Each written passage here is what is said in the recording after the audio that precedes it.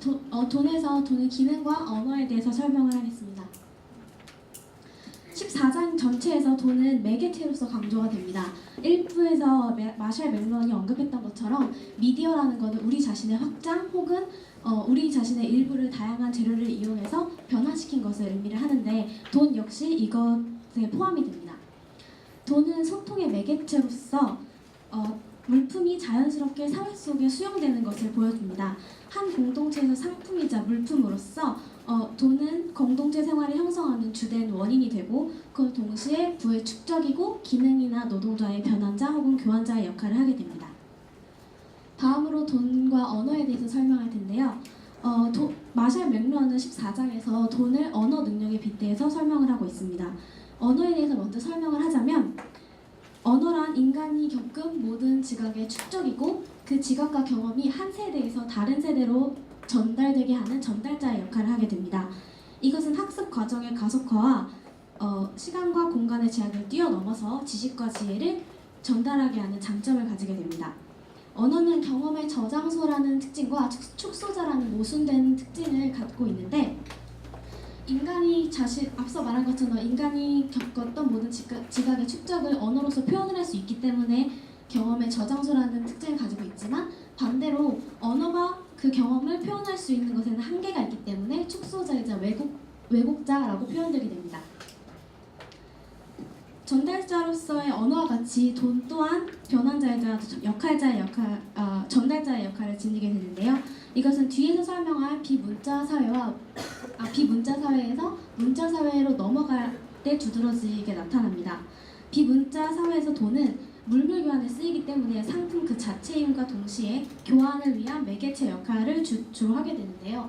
하지만 문자 사회가 도래하게 되면서 함께 인쇄술이 발달하고 돈의 역할을 대신하게 해줄 지폐 또는 태완화폐가 이제 등장하면서 돈은 상품이 아니라 이제 교환의 기능만을 담당하게 됩니다. 그러면서 이제 일의 저장소 혹은 경험의 저장소라는 역할로부터 벗어나게 되는 것입니다. 저의 발표는 이것으로 마치고요. 다음 발표자인 김지수 씨가 더 돈과 언어의 발달 과정에 대해서 좀 더 자세하게 설명을 드릴 것입니다. 감사합니다.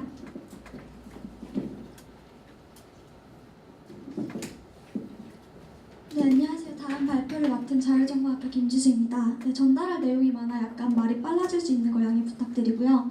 네, 저는 앞서 언어를 통해서 설명된 돈이 비문자 시대에서 문자 사회 그리고 즉각적 정보의 시대를 거쳐가면서 현대까지 발달해온 과정을 서로 비교하면서 말씀을 드리도록 하겠습니다. 먼저 각 시대에서 상업적 교환의 수단이 된 돈의 모습에 대해서 설명을 드리도록 하겠습니다. 네, 인쇄술의 발달과 함께 상품의 대량 생산이 이루어지기 이전인 비문자 사회는 통계적 정보 구조를 창출하고 유지시킬 수 있는 힘이 부족했습니다. 네, 다시 말해서 어렵죠. 네, 비문자 문화 사회의 사람들은 자신들의 내면 생활인 물질에 대한 필요를 통계적으로 번역해서 매매를 하기보다는 좀 더 자급자족의 형태를 지니고 활동을 했으며 상품의 교환은 아주 간단하게만 이루어졌습니다.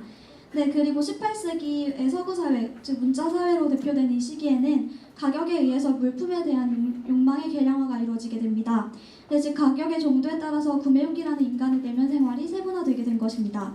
이에 따라 서구 사회는 자신의 내면 생활을 매매라는 새로운 통계적 유형으로서 확장하게 됩니다. 네, 또 사람들이 정기에 의해 상호 의존하는 즉각적인 정보의 시대가 오게 되면서 사회와 개인 속에서의 시각적인 요인의 비중은 줄고 돈은 노동의 기능을 축적하고 교환하는 수단으로서의 의미를 잃게 됩니다. 네, 또한 이 시기에 등장한 자동화라는 것이 노동을 간단한 정보의 이동으로 대체하게 되면서 노동의 축적인 돈은 신용과 같은 정보의 형태로 통합이 되게 됩니다. 이에 따라서 정보의 이동 자체가 산업적인 교환이 되었습니다. 네, 다음으로 돈의 특징을 문자사회와 현대사회를 비교하면서 설명드리도록 하겠습니다. 네, 문자시대에는 돈의 고도의 시각성과 문화적인 성격이 강조되고 있습니다. 먼저 지폐라는 단위가 교역의 도구로서 인식이 되면서 돈의 시각성이 높아졌는데요. 네, 또한 각종 기능을 분리하는 문자 언어의 특성에 의존하게 되면서 돈 또한 문화적인 성격을 지니게 되었습니다. 네, 두 번째로 문자 사회에서는 돈을 공동체의 일과 기능의 축적물로서 인식을 하였습니다. 네, 이처럼 돈이 사회 속에서의 재반 기능을 변문하고 분리하는 작업을 강화할 때 그 존재가 부각되게 되었습니다. 네, 이어서 한편 현대의 즉각적인 정보의 시대에 들어서는 정보를 축적하고 이동하는 수단으로서 돈이 활용되게 되었는데요. 이때 돈은 통합적이고 유기적인 상호 의존적 형태로서 나타나게 됩니다. 즉 시간, 공간, 인간사라는 것이 상호작용을 이루게 되고 이 시대에는 시간과 공간이라는 개념이 사라지게 됩니다. 네, 마지막으로 즉각적 정보의 시대인 현대에서는 현대사회는 비문자 사회로의 회귀가 이루어졌습니다. 네, 비문자 사회에는 노동이 존재하지 않았다고 합니다. 때문에 전인격적인 비문자 사회에서의 돈은 사회의 다른 기관과 아주 밀접하게 좀 단순하게만 관계를 가지고 있었습니다. 네, 그리고 오늘날의 돈은 다시 한번 우리의 역할에 전인적으로 관계하게 됩니다. 네, 결론적으로 이 사회에서 인간은 전문화한 데 몰두했던 자신의 직업의 종언을 구하고 정보 채집자로서의 역할을 맡게 되었습니다. 네, 현대사회에서 인간이 행하는 이 정보의 채집이란 돈의 활용이 되고요. 이 돈의 활용은 문화를 재개하기 위한 노력이 되며 이것은 인간을 인생과 사회의 창조적 과정들을 지식으로서 받아들이고 통찰하게끔 합니다.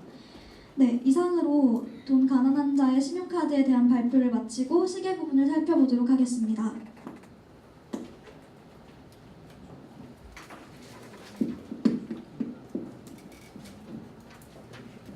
저는 돈에 이어서 시계, 시간의 향기 부분에 대해서 말씀드리겠습니다.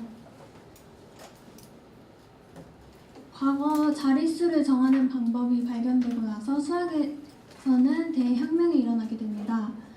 이와 마찬가지로 시간을 두 시점 사이에서 일어나는 어떤 것으로 확장하는 일이 가능해진 다음에 엄청난 문화적 변혁이 일어나게 됩니다. 시계는 조립 라인 패턴의 균일한 초분실을 만들어내는 기계인데요. 수학적인 시계는 숫자로 계량화되었고 또한 개인적인 경험이 지닌 고유한 특성에 의해서가 아니라 균일한 단위에 의해서 측정된 시간은 쓰기, 인쇄술과 마찬가지로 점차 모든 생활에 침투하게 됩니다. 일하는 것뿐만 아니라 먹고 자는 것까지도 유기체적인 필요가 아니라 시기에 따라 조절되게 됩니다. 그리고 임의적이고 균일한 시간을 측정하는 패턴은 전 사회에 확산되게 됩니다. 동양 문화에서 표현된 시계에 대한 감각은 향의 변화인데요. 이 오른쪽에 있는 사진은 향전이라고 부르는 것입니다.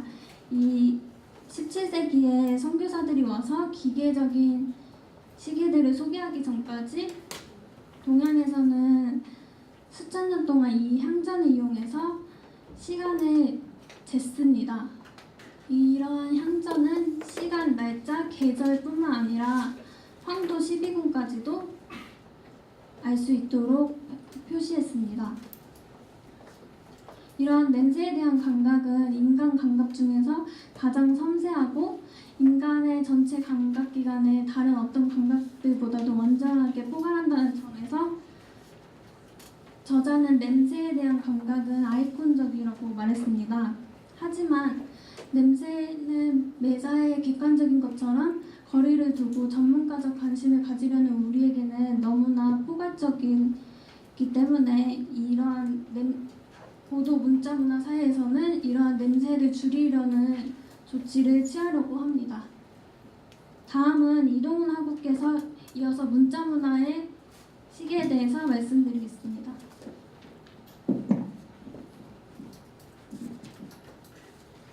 문자 문화와 시계 부분 이어서 발표를 맡게 된 건강학부 1사학번 이동훈입니다. 문자 문화와 시계는 불가분한 관계에 있다고 볼 수 있는데 우선 문자 문화가 보편화되면서 시간은 분할될 수 있는 성격을 띠게 됐다.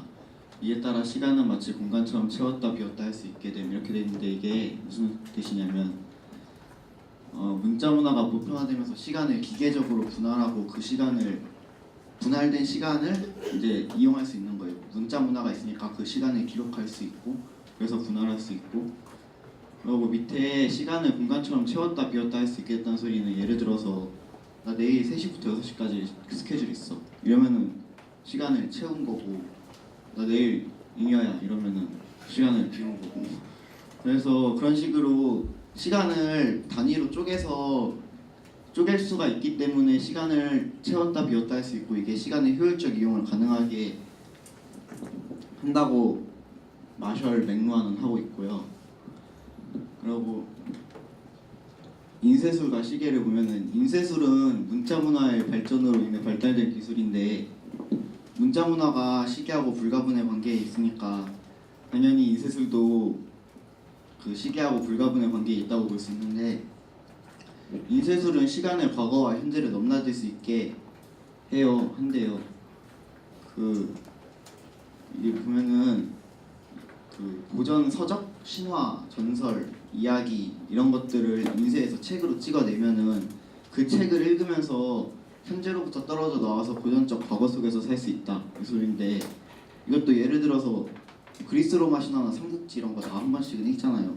그런 거 읽을 때 거기에 만약에 빠져들고 몰입을 하게 된다면 그게 현재로부터 빠져나와서 이렇게 시간을 왔다 갔다 하면서 과거로 갈 수 있다, 이런 말을 하고 있어요. 그럼 이제 뒷부분 이어서 차문영 씨가 발표를 하겠습니다. 안녕하세요. 저는 마지막 발표를 맡게 된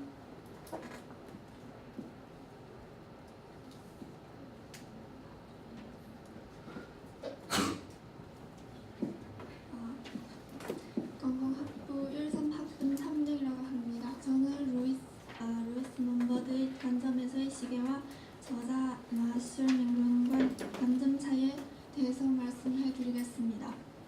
루이스 몬버드는 사회의 기계화에 미친 영향의 순서에 있어서 시계가 인쇄기보다 먼저라고 시사한 바 있습니다.